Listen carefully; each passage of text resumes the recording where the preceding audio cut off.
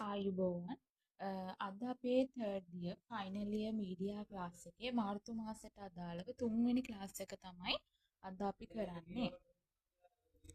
එතකොට අද අපිට තියෙන්නේ ආචාර ධර්ම කියන කොටස නේද? ආචාර ධර්ම කියන කොටස තමයි අද අපිට කරන්න තියෙන්නේ. හරි.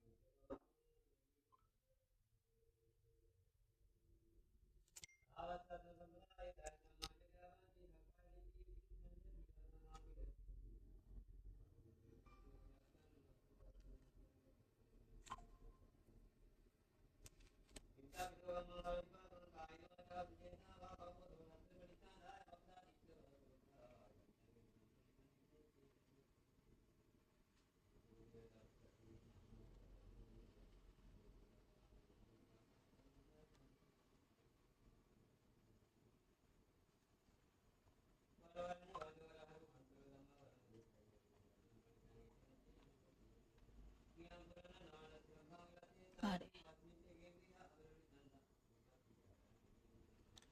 මම මේ බලන්න මේ පොඩක් group එකේ CMG.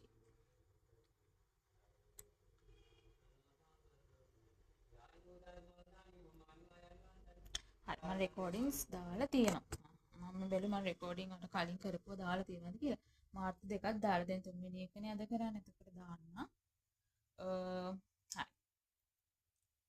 එතකොට ඔන්න අපි අද යන්නේ ආචාර ධර්ම කියන කොටස. එතකොට ආචාර ධර්ම කියන කොටසෙත් අපි ඉගෙන ගන්නවා ශ්‍රී ලංකා පුවත්පත් මණ්ඩලයේ තියෙන ආචාර ධර්ම. මුලින්ම තියෙන ශ්‍රී ලංකා පුවත්පත් මණ්ඩලයේ ආචාර ධර්ම කොයි වගේද කියලා අර පොඩි මේව එකක් දීලා තියෙනවා. ඒකේ තියෙන ආචාර ධර්ම කොයි වගේද? ඒ වගේම ආචාර ධර්ම සංග්‍රහය කොයි වගේද නේද? ඒ කියන්නේ අර ලිපියක් පළ කරත් ඒකට කලින් ඒක සත්‍ය විනිශ්චය කරලා තමයි ඒ ලිපිය පළ කරන්න ඕනේ නේද? සත්‍ය විකෘති කිරීමෙන් වැළකෙන්න ඕනේ නේද? ඕවා තමයි ආචාර ධර්ම කියලා කියන්නේ. ඒ වගේම වගකිව යුත්තේද නේද? වැරදි තොරතුර නිවැරදි කිරීමට, ඒ කියන්නේ වැරදි තොරතුරක් වැරදි තොරතුර නිවැරදි කරනවා. ඒකට වගකිව යුතුව කටයුතු කරන්න නේද? ඒවයි සදාචාරයට හානි කරලා තියෙනවා නේද? එහෙමයි කරලා තියෙනවා නම් ඒව ගාන්ට බලන්න ඕනේ. මේ සදාචාර ධර්මයට කටින්ම ක්‍රියා කරන්න දෙන්නේ නැහැ. ක්‍රියා කරන්න බෑ නේද? එහෙම වුණොත් අවුල් වෙනවා. විවේචනයක් ඒ කියන්නේ විවේචනයක් එහෙම ඉදිරිපත් කරනවා නම් ඒක ඉතා පැහැදිලිව විවේචනයක් ඉදිරිපත් කරන්න ඕන නේද? නැත්තම් බෑ. ඒ වගේම තමයි රහස්‍යභාවය කියන එක අනිවාර්යෙන් රැක ගන්න ඕනේ. නේද? රහස්‍ය කියලා හිතන දේවල් ප්‍රසිද්ධිය කියලා හරියන්නේ නැහැ. ඒ නිසා රහස්‍ය බව තහවුරු කරගන්න ඕනේ නේද?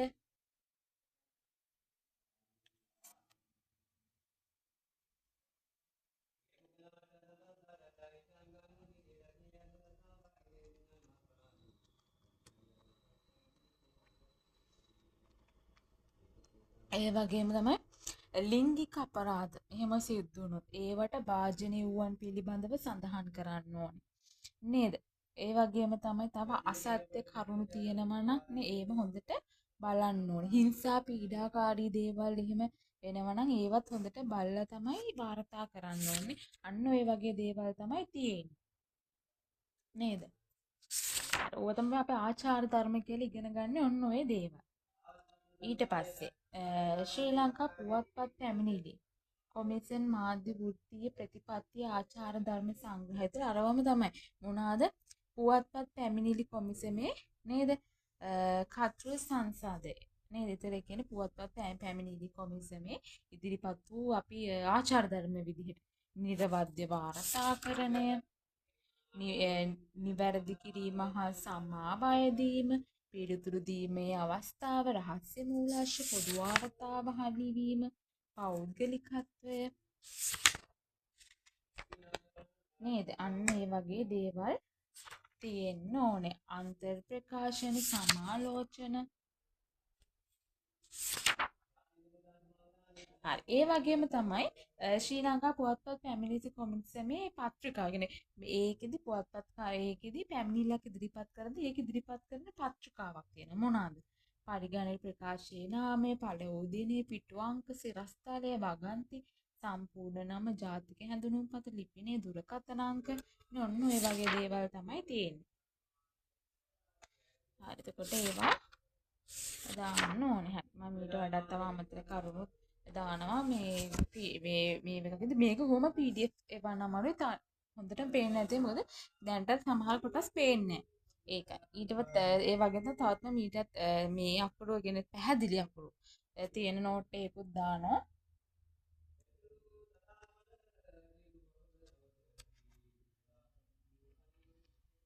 ඒකත් බලන්න ඕනේ.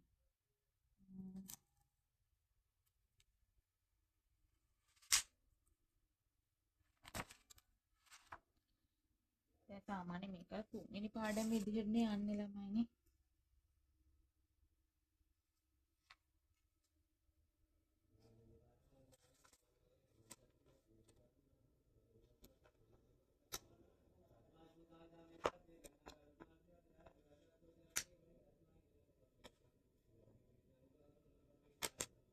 න්‍යායන් ටික අපැහැදිලි නැතුව ඇති නේද ජනමාධ්‍ය න්‍යායන්? ඒවා බලාගන්න විභාගයට අනිවාර්යයෙන්ම එනවා. එන්සේව අනිවාර්යයෙන්ම බලා ගන්න ඕනේ.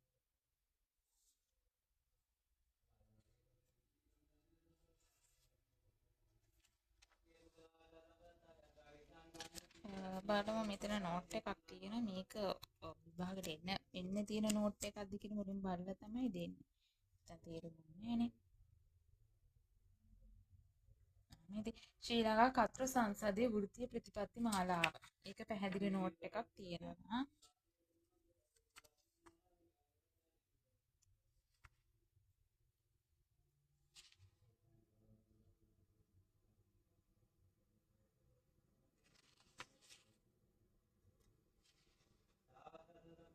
මුද්‍රිත මාධ්‍ය ආචාර ධර්ම කියලා කොටසකුත් තියෙන ඒවා.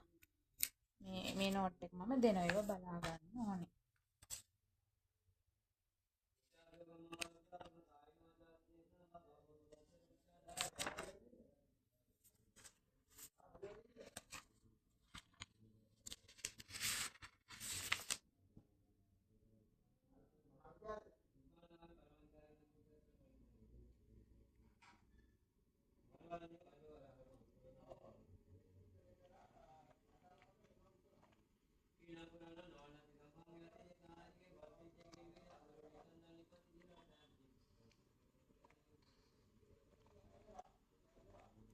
හරි.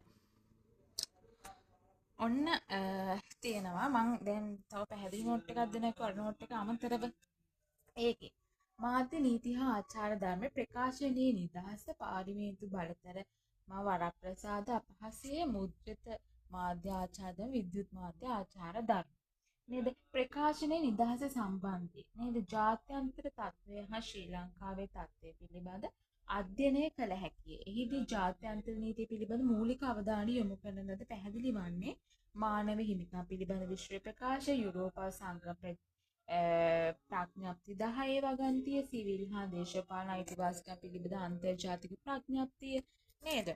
මෙන්න මේවා තමයි ඒකට අදාළ වෙන්නේ. ඒකට අදාළව නේද?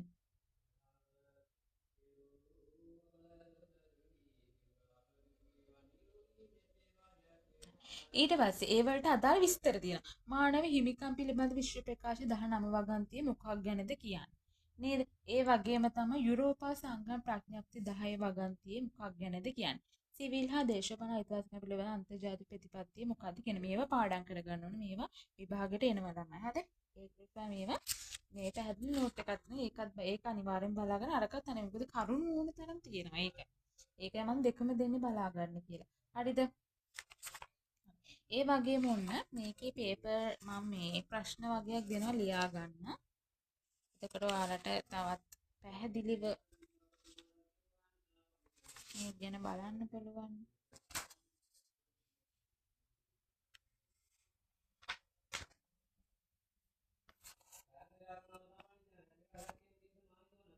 නෑ ඔයාලට මම එහෙම කරන්නම්. මම ඔයාලට මේ නෝට් එක මොකද මේ දැන් මේ මම මගේ අතේ තියෙන ඔන්ට පොඩ්ඩක් අකුරු පැහැදිලි ළමයි. ඒකයි. ඒක නිසා මම මේ කොටස විතරක් දීලා මේක විතරක් මම දානවා. අර පුවත්පත් පැමිණිලි කොමිසමේ කතුරු සංසන්දේ ප්‍රතිපත්තිය නේ ප්‍රතිපත්ති ආචාර ධර්ම සංග්‍රහය අන්න ඒක ඒ කොටස විතරයි දාන්නේ. අනිත් ඒවා ඔක්කොම මම අර නෝට් එකෙන් දෙන්න. මොකද මේක ඔයාලට පැහැදිලි පැහැදිලි තේරුම් ගන්න එකයි. ඒ වගේම අරකක් දෙනවා. මොකද්ද මේ පත්‍රිකාව කොයි විදිහට තියෙන්නේ කියලා. ඒක දෙන ඉන්න මම දැන් ඒක ගෲප් එකට දාන්න.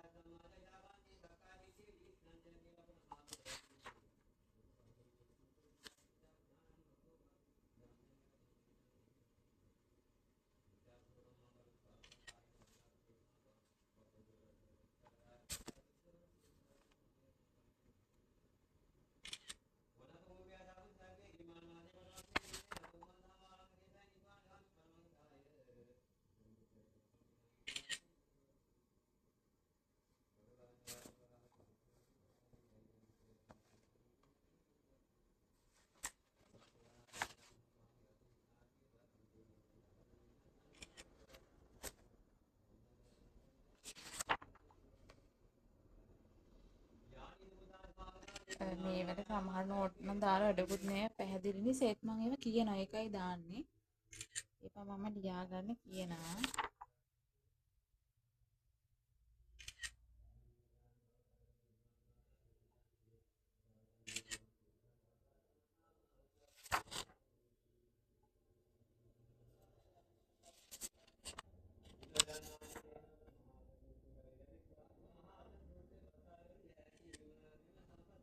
හරි. ඔය ටික මම කියන්න. මුලින්ම බලන්න මම දාලා තියෙනවා ශ්‍රී ලංකා පුවත්පත් පැමිණිලි කොමිසමේ පැමිණිලි පත්‍රිකාව. ඒකේ තියෙනවා බලන්න මුලින්ම වැරදි පළ කිරීම සම්බන්ධයෙන් මා අප ඉදිරිපත් කරන ලද පැමිණිල්ලේ විස්තරය පහත සඳහන් කර ඇත. පුවත්පත සඟරාව පරිගණක ප්‍රකාශයේ නම 2 පළ වූ දිනය 3 පිටු අංකයේ දිගුව 4 සිරස්තලය 5 ශ්‍රී ලංකා කතෘ සංසදයේ වෘත්තීය ප්‍රතිපත්ති මාලාවේ උල්ලංඝනය කර ඇති වගන්ති 6 සම්පූර්ණ නම හිමි මෙනෙවි මහත්මිය සංවිධානය නේ යටින් තියෙන තෙවන පාර්ශවීය පැමිණිල්ලක් නම් සම්බන්ධතාව 7 ජාතික හැඳුනුම්පත විදේශ ගමන් බලපත්‍රයේ රියදුරු බලපත්‍රයේ අංකය ඡායා පිටපත් හමුනන්න 8 ලිපිනය 9 දුරකථන අංකය 10 විද්‍යුත් තැපැල් ඊමේල් ලිපිනය ඊට පස්සේ ඊට පස්සේ මේ පැමිණිලිකරුගේ අත්සන දිනය කියලා දෙපැත්තෙන් දාන්න. මේ විදිහට තමයි ඔය පත්‍රය යන්නේ. හරි දැන් ඒක මම කිව්වා ඒක අපහැදිලි තැන ඔයාලා ලියා ගන්න. ඊට පස්සේ මම ඔය දාපු එකේ තියෙනවා බලන්න.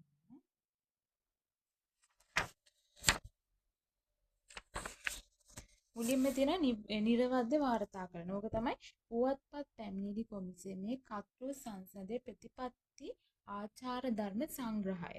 මුලින්ම නිර්වද්‍ය වාර්තාකරණය. ඒකේ තියෙනවා නිවැරදිවත් විකෘතියක් තොරව ප්‍රවෘත්ති පළ කිරීම ඡායාරූප හා වෙනත් අනුරූප නිවැරදිව සහ විකෘති කිරීමෙන් තොරව පළ කිරීම සඳහා මාධ්‍ය සාධාරණ පරිස්සමින් මාධ්‍ය සාධාරණව පරිස්සමින් ක්‍රියා කළ යුත්තේය.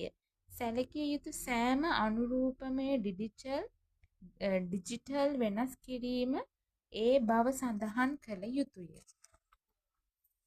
හරි ඊට පස්සේ තියෙනවා ඒක ගොඩක් අපහැදිලි නමුත් බලන්න වාර්තාවල නිර්වද්‍යතාව මෙහෙම නේද වාර්තාවල නිර්වද්‍යතාව එය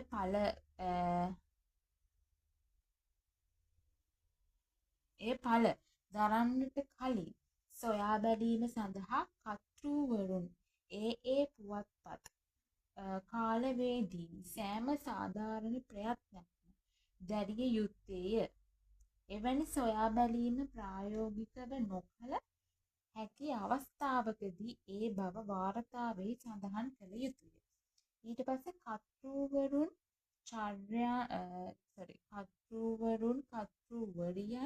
බාහිර ලේඛකයන් ලේඛිකාවන් ඇතුළු කාර්ය මණ්ඩලය අසත්‍ය හෝ නිවැරදි නොවන බව තමන් දන්නා වූද එය යැයි විශ්වාස කිරීමට තමන්ට හේතු ඇත්තා වූද කිසිදු කරුණක් තහවුරු වන අන්දමින් පළ නොකළ යුත්තේ.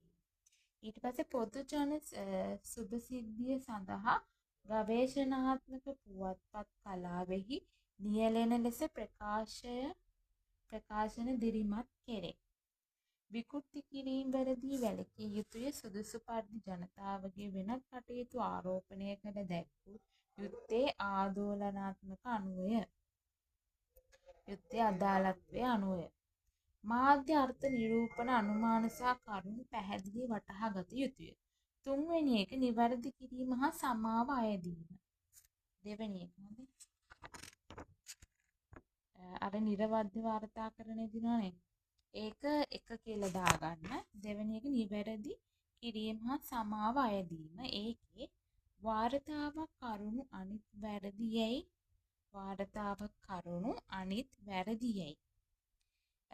වැරදියයි පෙනී යන අවස්ථාවකදී එය නිසි ප්‍රමුඛත්වයක් හා යෝග්‍ය වන්නේ නම් සමාව අයදීමේ ඇතිව එම නිවැරදි කිරීම හා සමාව අයදීම පීඩිත පාර්ශවයේ කැමැත්තට පටහැනි වන අවස්ථාවක් දී හැර අනෙක් හැම විටකදීම වහම නිවැරදි කළ යුත්තේය. 4. පිළිතුරු දීමේ අවස්ථාව. 4 නෙමෙයි 1 2 3. පිළිතුරු දීමේට අවස්ථාව. ඒක නම් පැහැදිලි ඇති. ඊට පස්සේ රහස්‍ය මූලාශ්‍රය පොදු වාර්තාකරණය හා ලිවීම. ඒව පැහැදිලි ඇති. ඊට පස්සේ පෞද්ගලික තත්ත්වය. ඒකත් පැහැදිලි ඇති නෝට් එක. ඊට පස්සේ අන්තර්ජාල ප්‍රකාශන සමාලෝචන ඒව පැහැදිලි ඇති. හරි ඒ ටික විතරයි. එතකොට ওই නෝට් එක ওই ටික විතරක් බලා ගන්න.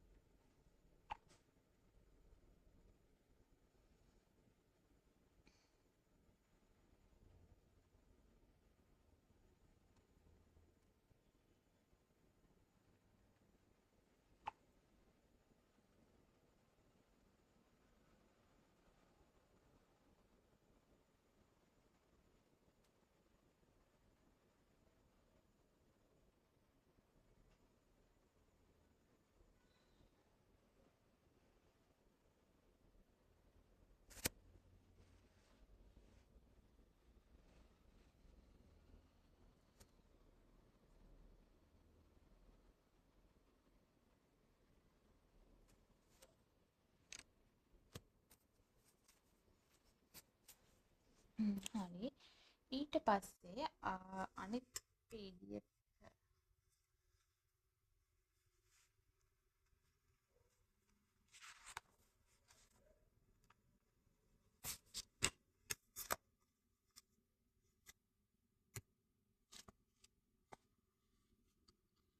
ඊට පස්සේ ඔන්න තියෙනවා ශ්‍රී ලංකා කතෘ සංසදයේ වෘත්තීය ප්‍රතිපත්ති මාලාව. ඒකත් PDF මේ ෆොටෝස් දානවා ඒකවත් බලන්න. හරිද? ඒකේ තියෙනවා මුලින්ම ශ්‍රී ලංකා කතෘ සංසදයේ වෘත්තීය ප්‍රතිපත්ති මාලාවේ පූර්විකාව මුලින්ම තියෙනවා. ඊට පස්සේ නිර්වද්‍ය වාර්තාකරණය නේද? ඊට පස්සේ නිවැරදි කිරීම හා සමාව අයදිය පිළිතුරු දීමේ අවස්ථාව රහස්‍ය මූලාශ්‍ර පොදු වාර්තාකරණය හා ලිවීම පෞද්ගලිකත්වය හිරිහැර හා කපටිකම් වෘත්තීය ගෞරවය නේද? අන්තර්ජාල ප්‍රකාශන සමාලෝචන මේවා බලා ගන්න ඕනේ. මේවා ඒ අදාළ අනුමාත්‍රිකා බලාගෙන ඒක පොඩ්ඩක් විස්තර කරන්න දැනගන්න ඕනේ. විභාගෙදී අහනවා ඒක. හරි. ඒතර මේ වගේ එකදී අහන්න පුළුවන් ප්‍රකාශන නිදහස යනු සීමා රහිත නිදහසක් නොවේ. 1978 ශ්‍රී ලංකා ආණ්ඩුක්‍රම ව්‍යවස්ථාවේ 15(2) හා 15(7) ඇසුරින් පහදන්න 2014 ඇවිල්ලා තියෙන්නේ ඒක. දැන් අපි බලමු 2019 ආපු එක කොයි වගේද කියලා. දේශීය ජනමාධ්‍ය ආචාර ධර්මවල ප්‍රායෝගික භාවිතය පහත මාර්ගෝපදේශය ඇසුරින් සාකච්ඡා කරන්න. නිවැරදි වාර්තාකරණය අපරාධ හා නඩු කටයුතු වාර්තා කරන්න. ඒ කියන්නේ දැන් අපි කතා කරනවා නම් පුවත්පත ගැන පුවත්පතේ තියෙනවා මෙන්න මේ දේවල් ගැන තමයි කතා කරන්න ඕනේ. ඔන්න ඔය විදිහට තමයි ප්‍රශ්න අහන්නේ. එතකොට මේ අදාළ නෝට්ස් දීලා තියෙන ඒවා පාඩම් කරගන්න ඕනේ. මුද්‍රිත මාධ්‍ය ආචාර ධර්ම කියලා වෙනම හේකුත් තියෙනවා. එතකොට ඒකත් පාඩම් කරගන්න. මේ පැස්සෙන් තමයි ලියන්න ඕනේ. ඒකේ නෝට් එකක් මම දැන් ගෲප් එකට දානවා. ඒ වගේම අර කිව්වා වගේ අරවා විස්තර කරලා තියෙනවා මොනවාද මානව හිමිකම් පිළිබඳ ජාත්‍යන්තර තත්ත්වය ගැන නේද? ඒක ඔක්කොම විස්තර කරලා තියෙනවා.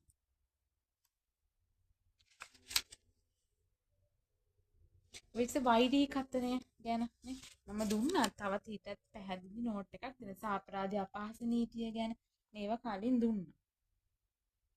ඒ දුන්නට මේ මං අර ප්‍රශ්න ටිකක් දානවා. ඒ ටිකත් බලා ගන්න.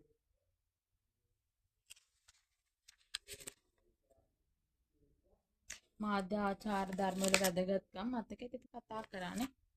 ඒවා මං ගෲප් එකට දානවා. ඒවා බලා ගන්න ඕනේ. එතකොට මේ පාඩම අපහැදිලි තැන් මොනවා හරි තියෙනවා නම් අනිවාර්යයෙන්ම අහන්න. මොකද මේකෙන් පස්සේ තව එකක් කළා පස්සේ අපි ඉවරයි පාඩම් ටික කරලා. එතකොට අපිට පේපර්ස් වලට යන්න පුළුවන්.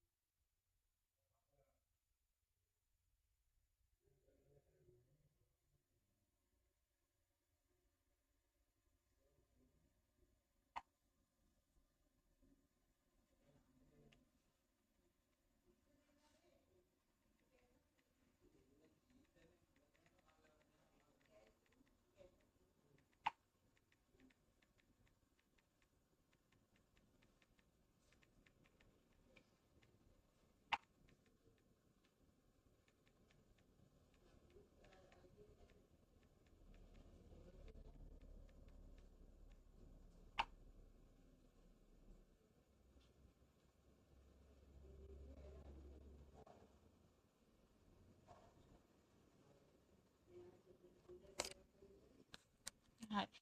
එතකොට ඔන්න ඔය විදිහට මේ මාධ්‍ය නීති ආචාර ධර්ම කියන කොටස තව මේකෙන් පස්සේ තවත් කොටසක් තියෙනවා. ඒකත් කරන ඒකත් කළේ උනාට පස්සේ ඉවරයි. සෙකන්ඩ් යුනිට් එක. නිදහසේ ඔයාලට පාඩම් කරගන්න තියෙන ඊට පස්සේ අපි පේපර්ස් කරන්න ගමු. ඒක ලබන මාසෙ පේපර්ස් නේ. ඒක ලබන මාසෙ ඉවරයි ක්ලාස් එක. ලබන මාස දවස් 4 පේපර්ස් කරනවා. පේපර්ස් කළේ උනාට පස්සේ මේ මාසෙ අපේ මේ ෆයිනල් ඉයර් ක්ලාස් එක ඉවරයි. ඒතකොට ඔයාලට නිදහසේ මේ පාඩම් ටික කරලා පේපරට උත්තර දීලා මට එවන්න. හරිද? එහෙම කරන්න. හරි. ඒතර මම මේකේ ගෲප් එකකට දානවා බලන්න. හරි. මම උත්සන්න. අද අපි ක්ලාස් එක නවත්තනවා උත්සන්නයි.